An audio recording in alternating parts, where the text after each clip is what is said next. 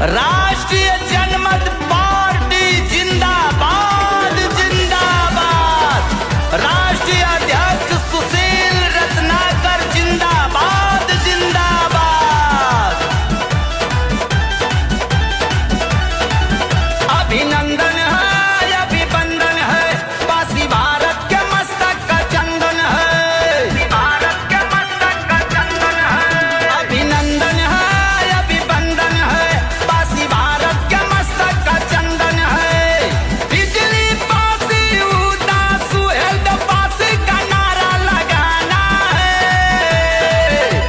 राष्ट्रीय जनमत पार्टी का झंडा अब लहराना है। अरे आरजेपी पार्टी का झंडा अब लहराना है। अरे राष्ट्रीय जनमत पार्टी का झंडा अब लहराना है। और जाते जाते मैं सुखिया की धरती के लोगों से कह करके जाना चाहूंगा, क्योंकि बाबूजी का ये सपना था और बाबूजी ने जो भी हमारे बच्चे चाचा रागिनी जी के द्वारा जानकारी मिला।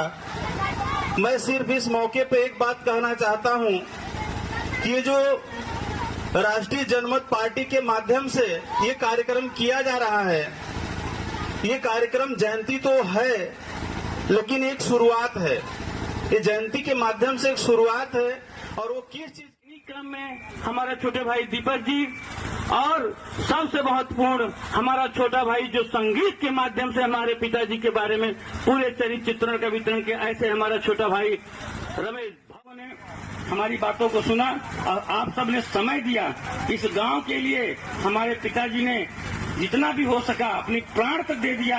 हम लोग को एहसास उस दिन भी था, 2-4 एक हफ्ते पहले भी हम लोग कहते थे पिताजी गांव का चक्कर छोड़ दीजिए, यहाँ गांव मत जाइए। पता नहीं क्यों ऐसे दिल की आत्मा कहती थी कि कुछ घर में गड़बड़ हो जाएगा। हम लोगों को ऐसा एहसास लगता था नहीं खाएंगे, हमारे बच्चे नहीं खाएंगे। तो हम लोगों को अपने बच्चों को सिक्योर करना है तो अपने मत को कभी नहीं बेचना है, अपने विवेक से वोट देना है। यदि हम विवेक से वोट देने लगेंगे तब बाबा साहब के सपनों को साकार करेंगे। हम कुछ नहीं कर रहे, हमको बाबा साहब के सपने की एक ही बात है कि वोटिंग करें तो अपने मत से करें, अपने दिमाग से करें, अपने विवेक से करें, न कि 500 रुपया न कि 65 रुपया के दारू से करें। यदि हम ये बाबा साहब का सपना, यदि बाबा साहब को मानते होंगे, ऐसे माननीय हमारे पूजनीय पिताजी को मानते होंगे, या ग्राम के जो भी इसमें महाराजा बिजली पासी वीरांगना उदा देवी ऐसे बहुत सारे राजा हैं, उनकी बातों को मानते होंगे तो अपना वोट कभी नहीं बेचे। ये प्रकृति देती है तो प्रकृति से कोई खिलवाड़ नहीं। प्रकृति जो आप जैसा करेंगे वैसा फल पाएंगे। ये प्रकृति समझाता है लेकिन हम समझ नहीं पाते हैं, समझने की जरूरत है। इस जयंती के माध्यम से हम सब आपको कुछ समझाना चाह रहे थे, जो इतना हो सका आपका छोटा भाई, आपका छोटा बेटा आप सबको समझाने का काम किया। इसीलिए प्रकृति से सीखिए, जितना एक दाना यदि एक कर्म एक बार ऐसा करेंगे उसका 100 गुना 10 गुना 20 गुना आप भोगेंगे। इसीलिए अच्छे काम करेंगे तो उसका कितना आउटपुट मिलेगा, 20 गुना। तो आज पिताजी के द्वारा किए गए अच्छे कार्य का हम लोग को प्रतिफल मिल रहा है।